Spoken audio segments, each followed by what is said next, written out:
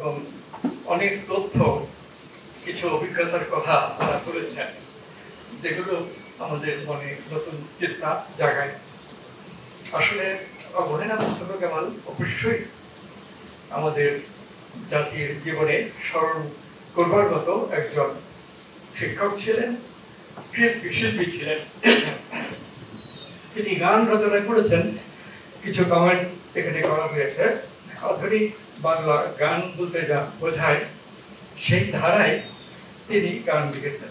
প্রেম কেন্দ্রীয় বিষয়, এবং আমরা যদি বিখ্যাত শিল্পীদের দেখি, হেমন্ত মুখোপাধ্যায়, সতীনাথ মুখোপাধ্যায়, শ্যামল মিত্র, সন্ধ্যা মুখোপাধ্যায় এবং আরো অনেক 20-30 জন সঙ্গীতজ্ঞ গায়ক ছিলেন। এই গান যারা লিখেছেন তাদের নামও পাওয়া যায়।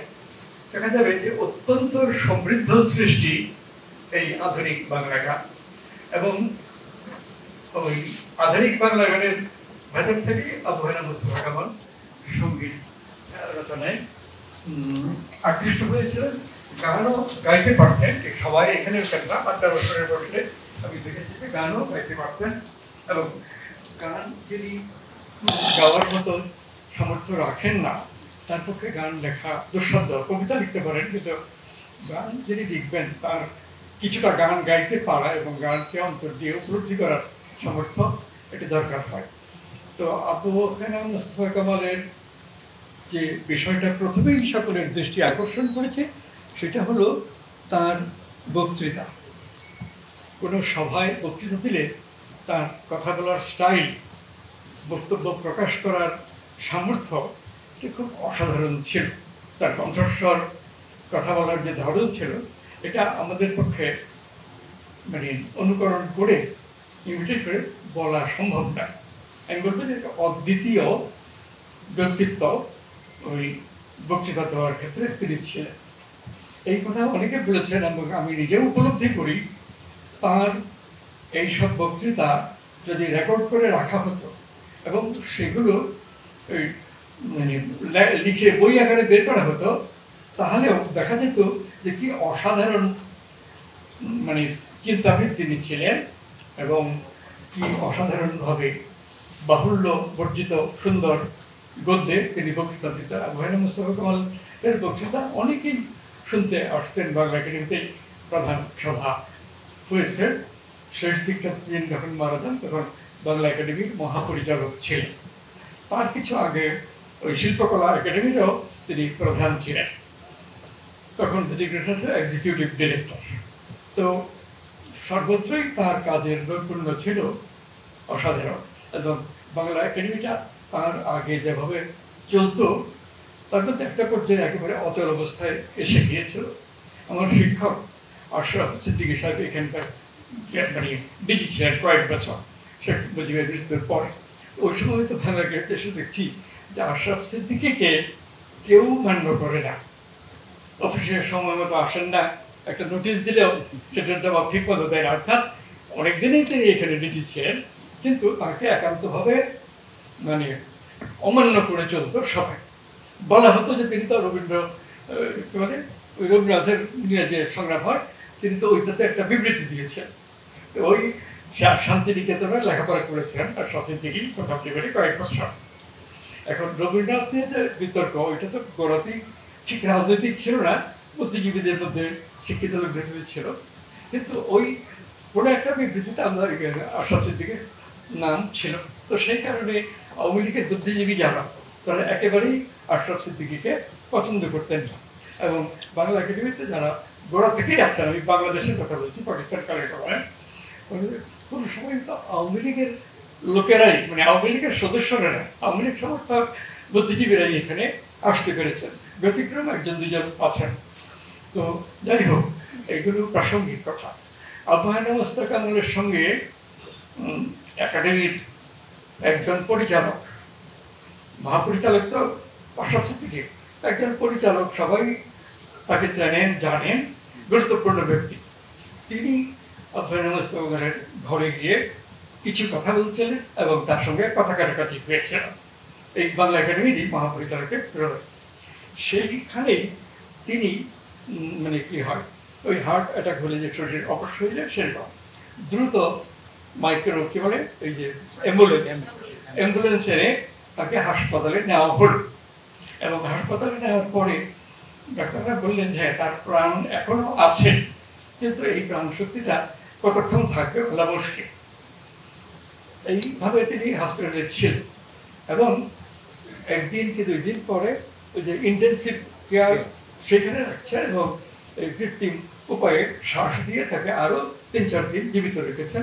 তারপরে ডাক্তাররা মৃত্যু ঘোষণা করেছেন। তার লাশ ঢাকা বিশ্ববিদ্যালয়ে আবার সেখানে নিয়ে আসা হলো। তো আবু হায়না মোস্তফা কামাল আমার শিক্ষক ছিলেন। আমি যখন 2য় বর্ষ অনার্সে পড়ি তখন আবু হায়না মোস্তফা কামাল বাংলা বিভাগে শিক্ষক হিসেবে যোগদান করেন। এখানে আরো কথা আছে, যেমন হুমায়ুন আজাদ সম্পর্কে কথা বলার হচ্ছে, সেটাও বলি। হুমায়ুন আজাদের পরীক্ষার রেজাল্ট আগাগোড়া অত্যন্ত ভালো, আর কথাবার্তাও মানে কাউকে কেয়ার না করে জোরে সরেই বলতেন। তো বিশ্ববিদ্যালয়ের যারা সিনিয়র শিক্ষক তারা এই আচরণ পছন্দ করতেন না। তারা এই দৃষ্টিভঙ্গির ছিলেন যে কারো বিরুদ্ধে কথা বলবে অথবা কোনো একটা চিন্তাধারার বিরুদ্ধে কথা বললে অবশ্যই যুক্তিসঙ্গতভাবে মার্জিতভাবে সেটা প্রকাশ করতে হবে। ছোট ছেলে মেয়েরা যেমন মারামারি করে ওই স্টাইল ওই ভাবটা ভালো না। তো হুমায়ুন আজাদের এরকম স্বভাব ছিল, খুব বেশি কথাবার্তা বলেছেন। বাংলা একাডেমির প্রেসে বসে তখন বেশ 4-5 জন লেখক আছেন। আনিসুজ্জামান স্যার কিসের পড়লি হুমায়ুন আজাদের ডাইরেক্ট শিক্ষক বাংলা একাডেমিতে বলছেন। ওই কয়েকজন লেখক আছেন কি বলে প্রেস ম্যানেজারের, যে আনিসুজ্জামান কিসের পড়বি পাঞ্জাবি পড়া পড়বি, আসুক আমার মতো গেঞ্জি গা দিয়ে কি প্যান্ট জানি কে বড় বুদ্ধিজীবী দেখা যায়। তো এই ধরনের কথা আরো কিন্তু বলতেন। আবু হায়না মোস্তফা কামাল এই স্ট্যান্ডার্ডের ছিলেন না, অনেক উচ্চ স্ট্যান্ডার্ডের ছিলেন এবং তিনিও সমালোচনার কথাবার্তা বলতেন, এমনকি বক্তৃতায়ও বলতেন। কিন্তু তার কথা বলার ধরন, ভাষা, বাক্য এবং একটা ফিজিক্যাল ল্যাঙ্গুয়েজ বলে কথা আজকাল বলে না অনেকে, এই সবটা মিলে এক অতুলনীয় অসাধারণ ভালো বক্তা ছিলেন তিনি। এবং এটাও আমি বিশ্বাস করি তার প্রতিটি বক্তৃতা রেকর্ড করে লিখে নিলে এবং সেগুলো একত্র করে প্রকাশ করলে তাতে মানে যারা খুব সিরিয়াসলি লেখেন তাদের লেখার মতো গুরুত্বপূর্ণ পয়েন্ট পাওয়া যায়, যেগুলো পাঠককে মানে উদ্বুদ্ধ করে চিন্তা করতে, লিখতে, বলতে। এই গুণটা সবাই দেখতেন না। আচ্ছা, আর দুর্বলতার একটা দিক হলো তিনি অভিমানী ছিলেন। অভিমান কথাটা বাংলা ভাষাতেই আছে, ইংলিশ ওয়ার্ড মনে হয় পাওয়া যাবে। আবু হায়না মোস্তফা কামাল খুব অভিমানী ছিলেন আর সেন্টিমেন্টালও ছিলেন। কথাবার্তা বলতে গেলে কখনো কখনো মানে খেপে যেতেন। এটা হলো তার লিমিটেশনের দিক। এবং শামসুজ্জামান খানের সঙ্গে এই ব্যাপারটা এক ধরনের কথা কাটাকাটির মতো হয়েছিল। তিনি বাংলা একাডেমির থেকেই সরাসরি হাসপাতালে গেছেন এবং সেখানে গিয়ে বড়জোর 1 সপ্তাহ হবে বা কয়েকদিন হবে তার মৃত্যু হয়েছে।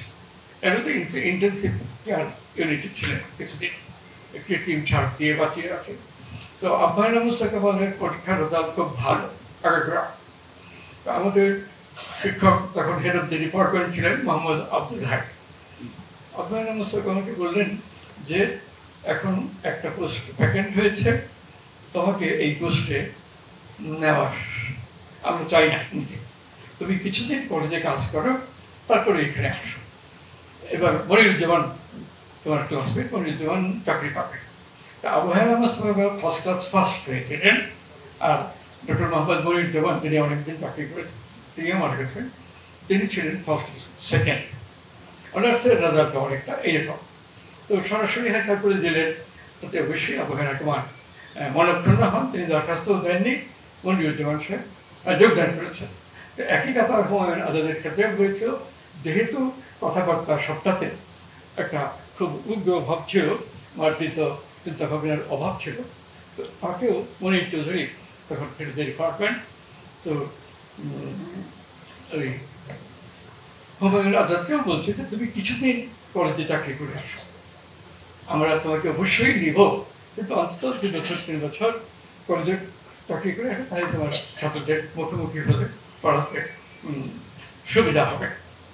তো এতে হুমায়ুন আজাদ কথাটা মান্য করেছেন, কিন্তু পথে ঘাটে এমনকি তার কোনো লেখায় এই মনির চৌধুরীর বিরুদ্ধে অবজ্ঞামূলক তাচ্ছিল্যমূলক কথা লিখেছেন। আর আপনারা আসলে বলতেই এই ধরনের ছিলেন না। তার ব্যক্তিত্ব এই একটিতে অনেক স্ট্রং এবং চিন্তার দিক থেকেও আমি বলবো ভালো, কিন্তু তিনিও এই বৈঠকে আলোচনায় হঠাৎ করে অনেক সময় রেগে যেতেন এবং অভিমান যে কথাটা বললাম, এই অভিমান করছেন, এইটা তার দুর্বলতার দিক।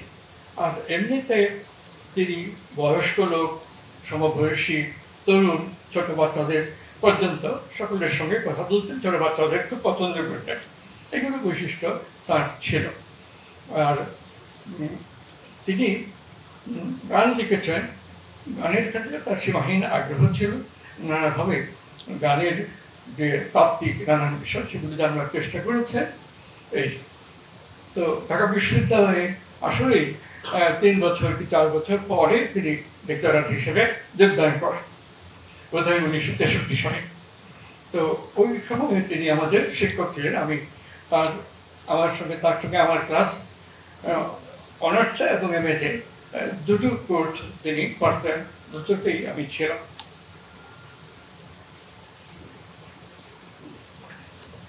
ক্লাসের মধ্যেও তার বক্তৃতা, তার কথাবার্তার স্টাইল এবং বিষয়বস্তু, তথ্য ইত্যাদির উপস্থাপনা অত্যন্ত চমৎকার ছিল।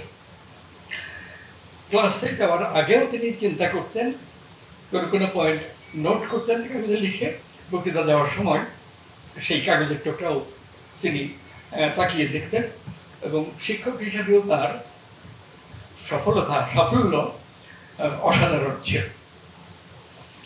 তো এই সব গুণ আবু হেনা মুস্তফা কামালের পথে ছিল। আর সেই 60-এর দশক অত্যন্ত গুরুত্বপূর্ণ ছিল আমাদের দেশে এবং পৃথিবীর অনেক দেশেই। সেই ফরাসি বিপ্লবের সময়ে যে নতুন ধারার চিন্তা ফ্রান্সে, ইটালিতে, ব্রিটেনে, জার্মানিতে দেখা দেয়, সেই চিন্তার ধারা ধরে মানে এই রেনেসাঁস ইউরোপে বিকশিত হয়েছিল। তো রেনেসাঁস কথাটা অনেকের ব্যবহার করেন না, আগেও করতো না, কিন্তু রেনেসাঁস বলতে যে বিষয়টা বোঝায়, রেনেসাঁস ঘটে যাওয়ার কিছু পরে তখন রেনেসাঁসের ধারণা আরম্ভ হয়েছে, ক্রমে এটা বিকশিত হয়েছে এবং ইউরোপব্যাপী, পৃথিবীব্যাপী বিস্তৃত হয়েছে। তো এই রেনেসাঁসের স্পিরিট অনেকের মধ্যেই আছে। প্রকৃতপক্ষে যারাই চিন্তাশীল ব্যক্তি, দার্শনিক, বিজ্ঞানী, সমাজবিজ্ঞানী, মনস্তাত্ত্বিক, তাদের অনেকের মধ্যেই রেনেসাঁস বলে যে কথাটা বলা হয় তার স্পিরিট আছে, কিন্তু তারা নিজেরা বিশেষভাবে রেনেসাঁস শব্দটা অবলম্বন করে লেখেননি। কিন্তু তাদের অনেকেই আবিষ্কার করেছেন, উদ্ভাবন করেছেন, তত্ত্ব উদ্ভাবন করেছেন ইত্যাদি। এরকম মানুষ ইউরোপের ইতিহাসে রেনেসাঁসের খুব প্রশংসা আছে, এবং আমাদের রেনেসাঁস সম্পর্কে ধারণা খুব সামান্য। রেনেসাঁস এটা 1 বছর 2 বছরের, 10 বছর 15 বছরের ব্যাপার না।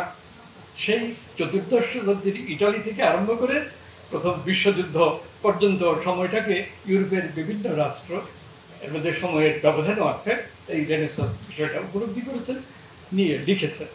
আমি বাংলা ভাষায় দেখি শিবনারায়ণ রায় ওই রেনেসাঁসের কথা আজীবন লিখেছেন। এই আধুনিক কবিতা ইত্যাদি যারা লিখেছেন তাদের বিরুদ্ধে কিছু লিখেননি, কিন্তু তাদের সমর্থনে করতেন না, তাদের সাথে তার ব্যক্তিগত সংযোগ ছিল কারো কারো সঙ্গে, কিন্তু সেটাও তুলনামূলকভাবে কম। আর অন্নদাশঙ্কর রায় রেনেসাঁস সম্পর্কে লিখেছেন। ওই রেনেসাঁস ব্যাপারটাকে বোঝা দরকার। এটা ইতিহাসের ব্যাখ্যা বিশ্লেষণ অবলম্বন করে রেনেসাঁস দেখা দিয়েছিল, এবং প্রথম বিশ্বযুদ্ধ রেনেসাঁস মানে শেষ হয়ে যাওয়ারই একটা প্রকাশ। তবে তখন এবং তারপরেও রেনেসাঁসের ধারায় চিন্তা করে এরকম বহু লোক আছে আমাদের এখানে। রেনেসাঁস কথাটা তো 60-এর দশকেই বলা যায় শুরু হয়েছে, কেউ কেউ বলছেন, পরে অনেকে বলছেন, অনেকেই বলেননি এরকম। আর ইউরোপে প্রথম বিশ্বযুদ্ধের সময়ই এই Britain, France, Germany, Italy, Portugal, Spain এসব দেশের বহুজন বলেছেন যে আমাদের নতুন রেনেসাঁস দরকার। রেনেসাঁস একটা সুস্থ, স্বাভাবিক, ব্যক্তিগত, সামাজিক, জাতিগত, এমনকি আন্তর্জাতিক একটা ব্যাপার, এবং এটা খুব গুরুত্বপূর্ণ। এই রেনেসাঁসের স্পিরিট যদি থাকে বহুজনের মধ্যে, অর্থাৎ শিক্ষিত জন যারা লেখক, শিল্পী, তাদের মধ্যে, তাহলে সেই জাতি উন্নতিশীল বা উন্নত এটা বলা যাবে। আর যে জাতির মধ্যে রেনেসাঁসের স্পিরিট প্রত্যক্ষ কিংবা পরোক্ষ কোনোভাবেই নেই, সেসব জাতি তো উন্নতি করতে পারে না।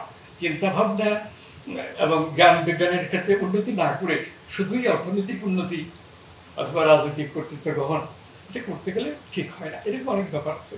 আমি দেখছি যে শিবনারায়ণ রায় তরুণ বয়স থেকেই ওই আধুনিকবাদী, আসলে এই যে মডার্নিস্ট পয়েটস, জীবনানন্দ দাশ যে ধারার শ্রেষ্ঠ কবি, এই ধারাটা জানতেন, বুঝতে চাইতেন, কিন্তু এই ধারার তিনি সমর্থক ছিলেন না। তিনি সমর্থক ছিলেন যে রামমোহন, ইয়ং বেঙ্গল দল, ঈশ্বরচন্দ্র বিদ্যাসাগর, অক্ষয় কুমার দত্ত, বঙ্কিমচন্দ্র, রবীন্দ্রনাথ, পরে আরও অনেকে, শরৎচন্দ্র, বেগম রোকেয়া, কাজী নজরুল ইসলাম, এইভাবে মুসলমানদের উত্থান অনেক পরবর্তীকালে। এই মুসলমানদের উত্থানের জন্য যে হিন্দুরা দায়ী, এই কথাটা বোধ হয় ঠিক না। ইংরেজরা দায়ী, এই কথাটাও ঠিক না। এটা মুসলমানদের উত্থান, মুসলিম সম্প্রদায় গড়ে ওঠা ভারতে, বিশেষ করে বাংলায়, এইটা আমাদের খোঁজ করে জানা দরকার। এবং এটা জানতে গেলেই দেখি যে এই দেশে মুসলমান তো সবসময় ছিল না, পৃথিবীর কোথাও ছিল না, আরব দেশও ছিল না, কিন্তু এইখানে ইসলাম এবং মুসলিম এই ধারণাগুলো ওই মধ্যপ্রাচ্য থেকে আমাদের দেশে আসছে। ইরাকে, আরবে, সেখানেও ধর্মগত অনেক পার্থক্য আছে, ইসলামের পার্থক্য আছে, সুন্নি, শিয়া ইত্যাদি আছে। বাংলা ভাষার দেশে ইসলাম কখন কিভাবে প্রচারিত হয় এবং মুসলমান সম্প্রদায় গড়ে ওঠে, এবং হিন্দু সমাজ আর মুসলিম সমাজ কিভাবে অগ্রসর হয়েছে, তাতে দেখা যায় যে এই দেশের অনেক বৌদ্ধ ছিলেন। একসময় ব্রাহ্মণ্যবাদের বিরুদ্ধে বৌদ্ধ ধর্মের ব্যাপক প্রসার সারা ভারত জুড়েই ছিল, এবং অল্প সময় পরেই, হয়তো 20-30 বছর বা তারও কিছু বেশি সময় পরেই এই ধারাটা ত্যাগ করে মানে অন্য ধারায় চলে আসছে মানুষ। তো যাই হোক, এখানে আবহাওয়া মুস্তফা কামাল সম্পর্কে আমরা আলোচনা করেছি। তো এই রেনেসাঁসের স্পিরিট বলতে যে ব্যাপারটা বোঝায়, সেটাও তার মধ্যে ছিল, যদিও তার লেখার মধ্যে রেনেসাঁস শব্দটা পাওয়া যাবে কিনা সন্দেহ। আর 2 খণ্ড রচনাগুলি বের হয়েছে, এখানে বিশ্বজিৎ ঘোষ এগুলো অনুসন্ধান করে বের করেছেন, আর বিশ্বজিৎ ঘোষকে গাইড করেছেন অধ্যাপক আনিসুজ্জামান। তো আরও রচনা বাকি আছে, সেগুলি যদি বের করা হয় ভালো। আর তার কোনো কোনো বই পত্র পত্রিকায় সমালোচিত হয়েছে, সেগুলো জোগাড় করতে পারলে ভালো, এবং প্রয়োজনে বই আকারে বের করলে একটা সময়কে একজন যথার্থ মেধাবী বুদ্ধিজীবীকে জানা দেবে, বোঝা যাবে। ছাত্ররা তো বিশ্ববিদ্যালয়ে অসাধারণ মানে ভালো করতেন।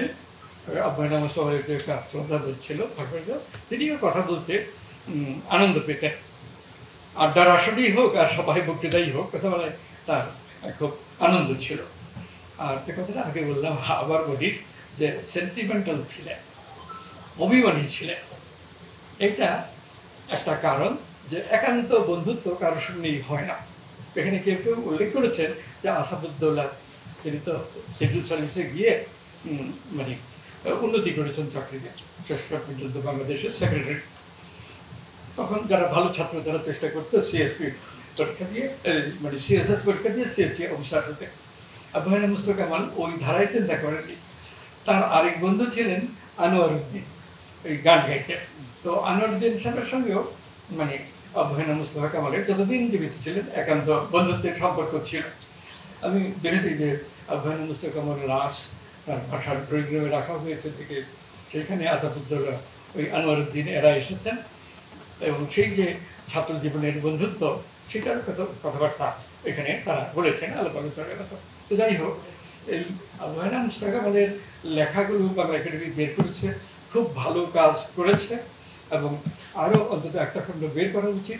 তার লেখার সমালোচনা কিছু অন্তত হয়েছে, সেগুলো যুক্ত করে আরেকটা বই পড়ে আবহাওয়া মুস্তফা কামাল সম্পর্কে একটা দায়ী। আমাদের বাংলাদেশে একটা ব্যাপার যে কেউ পেছনে থেকে ধাক্কাধাক্কি করে ঠেকাঠেকি করে কাউকে না তুললে, যে একটা বিশিষ্ট ইন্টেলেকচুয়াল সোসাইটি এখানে আছে যারা চিন্তা করেন, ন্যায়সঙ্গত কথা বলেন, কাজ করেন, তারা জাতীয় প্রয়োজনে লেখকদেরকে তুলে ধরা, নানান প্রয়োজনে তাদের রচনাবলী প্রকাশ করা। তো এইটা বাংলা একাডেমির এক ধরনের দায়িত্ব, সেই কারণে করা হচ্ছে। কিন্তু যে একটা মহৎ আকাঙ্ক্ষা যে আমার ভাষার, আমার দেশে আমরা যে জনগণের অন্তর্গত, সেই জনগণের কল্যাণে যারা কাজ করেছেন, নিজের সুখ সুবিধা অনেকখানি মানে পরিহার করেছেন, সেই মানুষদের স্মরণ করা আমাদের কর্তব্য। এবং আমরা যদি তাদেরকে শ্রদ্ধার সঙ্গে স্মরণ করি, তাহলে আমাদের জাতির ভেতর থেকে ভবিষ্যতে আরও মহৎ ব্যক্তিরা আত্মপ্রকাশ করবেন এবং সেটা সকলের জন্য কল্যাণকর হবে। কিন্তু এই বিষয়টা কলকাতা শহরে অনেকটাই ছিল বলবো আমরা, ব্রিটিশ আমলে এবং তার পরবর্তীকালে এখনও লক্ষ্য করে পাবে। কিন্তু ঢাকার যে জাতীয় সংস্কৃতি যদি ধরি 1947 থেকে আরম্ভ করে আজ পর্যন্ত, ঢাকায় ঠিক সেই রকম ইন্টেলেকচুয়াল মানে কোনো গ্রুপ অফ পিপল আত্মপ্রকাশ করেননি। আর গত 20-25 বছর ধরে তো এই ইন্টেলেকচুয়াল শব্দটাই আর ব্যবহার করা হয় না। এখানে কোনো ইন্টেলেকচুয়াল নেই, কি আছে, সিভিল সোসাইটি অর্গানাইজেশনের মেম্বার্স আছে। হ্যাঁ, সুশীল সুজন এরকম হয়ে গেছে যে সুশীল সমাজ আর স্বাধীন চিন্তাশীলতা মধ্য দিয়ে যে ব্যক্তিরা আত্মপ্রকাশ করেন এক না। সিভিল সোসাইটিগুলোর কাজ হলো সাংবাদিকদের মধ্যে, আইনজীবীদের মধ্যে, বিশ্ববিদ্যালয় কলেজের শিক্ষকদের মধ্যে এই মানে কাজ করা, এবং তারা রাজনীতি করবেন না, কিন্তু রাজনীতি পরিচালনা করবেন। এবং এই সিভিল সোসাইটি অর্গানাইজেশন বিদেশি কোনো ফান্ডিং এজেন্সি থেকে ফান্ড টাকা নিয়ে কাজ করে। যারা টাকা দেন তারা নানাভাবে মানে তাদের চিন্তাভাবনাকে নিয়ন্ত্রণ করে। একটা জাতির রাজনীতি গড়ে উঠুক, ইন্টেলেকচুয়াল অ্যাক্টিভিটিস স্বাভাবিক গতিতে যাক, এটা পশ্চিমের যেগুলো বড় শক্তি তারা চায় না। বিশ্বব্যাংক সেটা চায় না, এই IMF চায় না। বাংলাদেশে শিক্ষার উন্নয়নের জন্যে যেসব নতুন নতুন কাজ করা হয়েছে, শেখ মুজিবের শাসনকাল বাদ দিয়ে তারপরে জিয়াউর রহমান থেকে আজ পর্যন্ত, তার প্রত্যেকটি শিক্ষা ব্যবস্থার শিক্ষানীতির সংস্কারের ক্ষেত্রে বিশ্বব্যাংক এগিয়ে এসে টাকা দিয়েছে। প্রধানমন্ত্রী অথবা রাষ্ট্রপতি থাকলে তাদেরকে প্রাইভেটে যোগাযোগ করে অনুরোধ করেছে যে আমরা দেখছি তোমাদের দেশের তো উচ্চশিক্ষা খুব খারাপ হয়ে গেছে, এই নিয়ে তোমরা একটা কমিশন করো বা কমিটি করো এবং শিক্ষা উন্নয়নের পরিকল্পনা নিয়ে 2 বছর বা 3 বছর মেয়াদ নিয়ে কাজ করো। আমরা টাকা থেকেও মিনিমাম পসিবল সুদে, নামমাত্র সুদে, কিন্তু আমরা চাই তোমাদের দেশের শিক্ষা ব্যবস্থাটা উন্নত হয়। তো এইখানে আমার অবজারভেশন এবং আরও কারো অবজারভেশন যে এইভাবে যে শিক্ষা কমিশন ইত্যাদি গঠিত হয় এবং বৈদেশিক টাকায় শিক্ষা ব্যবস্থা সংস্কারের চেষ্টা করা, এটা আসলে এক খারাপ থেকে নতুন আরেকটা খারাপে যায় একটা দেশের শিক্ষা ব্যবস্থা, সংস্কৃতি ইত্যাদি। তো এইটা সম্পর্কে আমাদের রাজনৈতিক মহলে মানে চিন্তা চেতনা খুব কমই দেখা যায়। শেখ মুজিবের এরকম চিন্তা ছিল যে মুজিবের বাসায় তো আমেরিকান অ্যাম্বাসেডর ঘন যেতেন যে এইটা মানে ঠিক না, আমরা এই সাহায্য নিয়ে আমাদের মানে শিক্ষা ব্যবস্থার সংস্কার করবে না, জাতীয় অর্থে করতে হবে।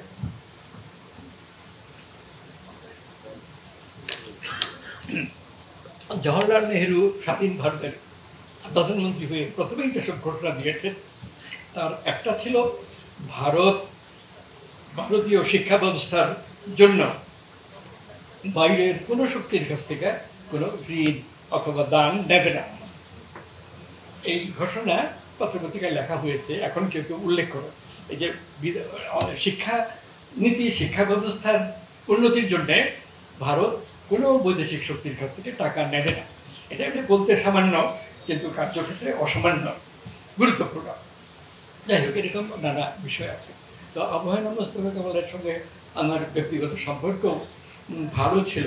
আমাদের বাসায় আসতেন আবহাওয়া মুস্তফা কামাল এবং তার স্ত্রী, এমনি কথা বলার জন্য অকারণে, কখনো কখনো কোনো কোনো বিষয়ে কারণেও, যেমন ওই আবহাওয়া মুস্তফা স্যার কোনো অন্য একজন স্যারের সঙ্গে কথাবার্তায় বিরোধ বেঁধে গেছে, তখন বলতে যে এই বিরোধটা কমিয়ে দেন, একটু মিট করে।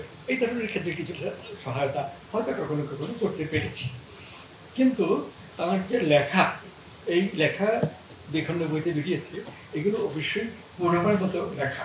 তথ্য বিবরণ আমার মনে হয় ঠিক আছে, ব্যাখ্যা বিশ্লেষণ একজনের সঙ্গে অন্যজনের মত পার্থক্য হতে পারে, কিন্তু এই যে লেখা, এগুলো প্রত্যেকের মনেই একটা শুভ বোধ এবং উন্নত চিন্তার দিকে নিয়ে যায় এই সব ধারণা। তা আমি গভীর শ্রদ্ধা প্রকাশ করছি আমার শিক্ষক আবু হেনা মুস্তফা কামালের প্রতি। এখানে 60-এর দশকে বাংলা বিভাগ খুব গুরুত্বপূর্ণ ডিপার্টমেন্ট ছিল, বিভাগ ছিল। তার কারণ রাষ্ট্রভাষা আন্দোলন এবং পাকিস্তানি জাতীয়তাবাদ আমাদের জাতীয়তাবাদ নয়, পাকিস্তান আমাদের রাষ্ট্র, কিন্তু আমাদের জাতীয়তাবাদ পূর্ব বাংলার বাঙালি জাতীয়তাবাদ। পাকিস্তানি জাতীয়তাবাদ এবং পাকিস্তানের ইন্টিগ্রিটি সাধন করা, এই জন্য আইয়ুব শাসন, আইয়ুব খান অনেক টাকা খরচ করেছেন। এই যে কী বলে 3-4টা অর্গানাইজেশন করেছিলেন, টাকা দিয়েছেন যে ওই জাতীয় ঐক্যের জন্য, পাকিস্তানের জাতীয় ঐক্যের জন্য বইপত্র লেখা। তো এই পরিকল্পনা সরকারের একেবারেই ব্যর্থ হয়েছে, একটুও সফল হয়নি।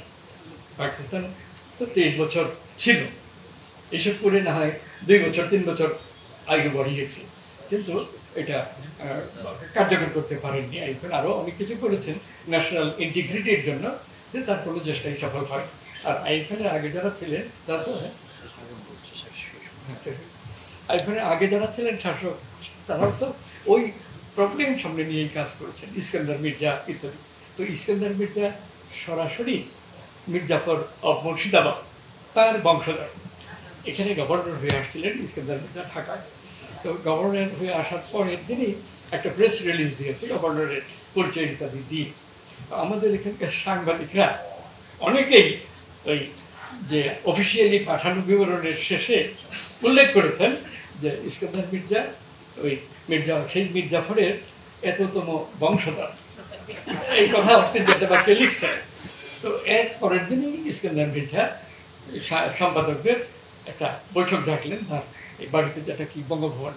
তো সেইখানে তিনি তাদেরকে খাবার দেন একবার, কিন্তু আলাপ আলোচনা করে একটা অনুরোধ করলেন যে এই যে শেষ কথাটা লেখা হলো, আমি এটা নিয়ে কোনো রেসপন্স করবো না, কিন্তু দয়া করে এই কথাটা আপনারা লিখবেন না। সেটা কত বরুষ আগের কথা, আমরা কি সেই চিন্তা নিয়ে আছি? কিন্তু ইস্কান্দার মির্জা পাকিস্তানের যে রাজনীতি তিনি করেছেন, এটা পশ্চিম পাকিস্তানেও প্রশংসিত হয়নি, এবং শেষ পর্যন্ত তিনি মার্শাল ল করেছিলেন, আইয়ুব খানকে প্রধান মার্শাল ল অ্যাডমিনিস্ট্রেটর করে তিনি প্রেসিডেন্ট। তো 17 দিন পরে দেখা গেল যে প্রেসিডেন্ট পদেও তিনি পদত্যাগ করে চলে গেছেন লন্ডনে, সেখানে একটা হোটেলে মানে চাকরি নিয়ে এই ম্যানেজার হিসেবে কাজ করছেন। আর এখন রাজনীতিবিদ হলে যেভাবে টাকা পয়সা করে কয়েক বছরের মধ্যে 3-4-5 বছরের মধ্যে অনেক ধনী হয়ে যায়, এইটা আগে ছিল না। যে মোনায়েম খানের আমরা এত বিরোধিতা করেছি, আন্দোলন করেছি, মোনায়েম খানকে সম্পর্কে কেউ কি কোনোদিন বলেছে যে তিনি অর্থ আত্মসাৎ করেছেন? মোনায়েম খান অনেক দোষ ছিল, প্রধান দোষ পাকিস্তান রক্ষা করার চেষ্টা।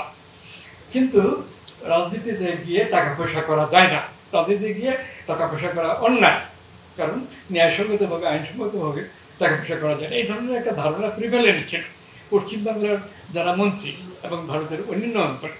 এর মধ্যে ঠিক একান্ত ধরালিপসু লোক খুব কম আছে, বেশিরভাগই যে মন্ত্রিত্ব অথবা সরকারি দায়িত্ব এটা মানে জনগণের জন্য কল্যাণ করা। এবং আমার নিজের জীবনও জনগণের একজন আমি, এবং আমি নিজেও ওই সীমার বাইরে গিয়ে অর্থবিত্ত অর্জন করতে করা উচিত নয়, এদের ধারণা পশ্চিমবঙ্গে আছে। যে কোনো হোক, আমাদের দেশে এরকম হয়ে গেছে।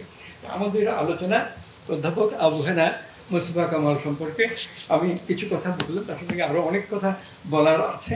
অবশ্যই তিনি একজন অসাধারণ মেধাবী শিক্ষক ছিলেন, আর বক্তৃতা দেওয়ার, বাস্তবে কাজকর্ম করার সামর্থ্য তার অসাধারণ ছিল, এবং তিনি যে সব লেখা কিছু লিখেছেন এগুলোতেও মূল্যবান চিন্তা আছে। এইসব কারণে আমরা তার প্রতি সর্বান্তকরণে শ্রদ্ধা জ্ঞাপন করছি। আবু হেনা মুস্তফা কামালের চিন্তা চেতনা আমাদের মধ্যে বিস্তৃত হোক, এটা হলে আমাদের সকলের কল্যাণ হবে। সবাইকে ধন্যবাদ।